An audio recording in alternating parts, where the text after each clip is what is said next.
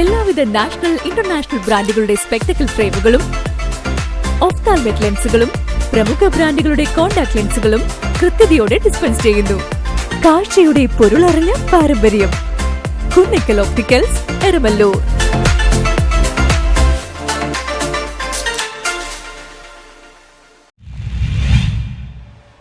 ചെല്ലാനം കുമ്പളങ്ങി പ്രദേശത്തെ ശുദ്ധജലക്ഷാമം പരിഹരിക്കണമെന്നാവശ്യപ്പെട്ട് BJP കൊച്ചി മണ്ഡലം committee water authority ഓഫീസിലേക്ക് മാർച്ചും ധർണയും നടത്തി. ചെല്ലാനം കുമ്പളങ്ങി പ്രദേശങ്ങളിലെ ശുദ്ധജലക്ഷാമം പരിഹരിക്കണമെന്നാവശ്യപ്പെട്ടുകൊണ്ട് BJP കൊച്ചി മണ്ഡലം കമ്മിറ്റി നടത്തിയ തോപ്പുംപടി വാട്ടർ അതോറിറ്റി ഓഫീസ് മാർച്ചും ധർണയും BJP എറണാകുളം സിറ്റി ജില്ലാ പ്രസിഡന്റ് അഡ്വക്കേറ്റ് KS ഷെയ്ജു ഉദ്ഘാടനം ചെയ്തു.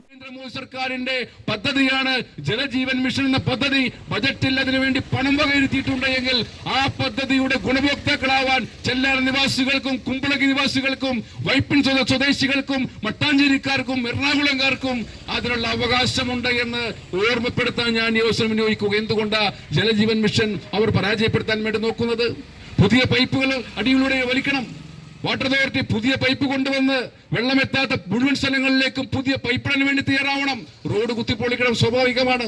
റോഡ് കുത്തിപ്പൊളിച്ചാൽ അത് പൊതുമരാമത്ത് വകുപ്പ് ടാർ ചെയ്ത് ബാധ്യത, അതെല്ലാം ഇതിൽപ്പെട്ടതാണ്. പണം വകയിരുത്തിയിട്ടുള്ളതാണ്. എന്തുകൊണ്ടാ നടപ്പിലാക്കാൻ വേണ്ടി തയ്യാറാവാത്തത്?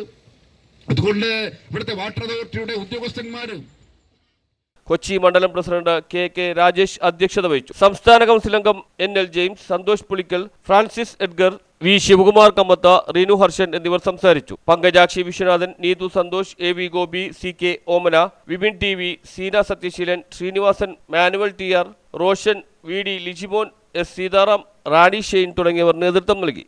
നമ്മുടെ വീട്ടമ്മമാര്, സഹോദരിമാര് രാത്രിയും പകലും കുടിവെള്ളത്തിന് വേണ്ടിയിട്ട് നീണ്ട നിരകൾ കുടവുമായിട്ട് നിൽക്കുന്ന കാഴ്ച ഞാൻ കണ്ടിട്ടുണ്ട്.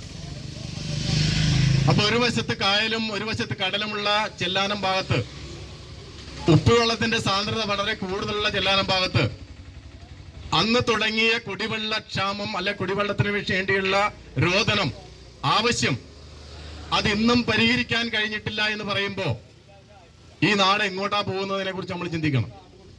എന്ത് പരിഹാരമാണ് ഇവിടുത്തെ ഭരണകർത്താക്കള് ജനങ്ങൾക്ക് വേണ്ടി ചെയ്യുന്നു? News bureau, Mattancherry.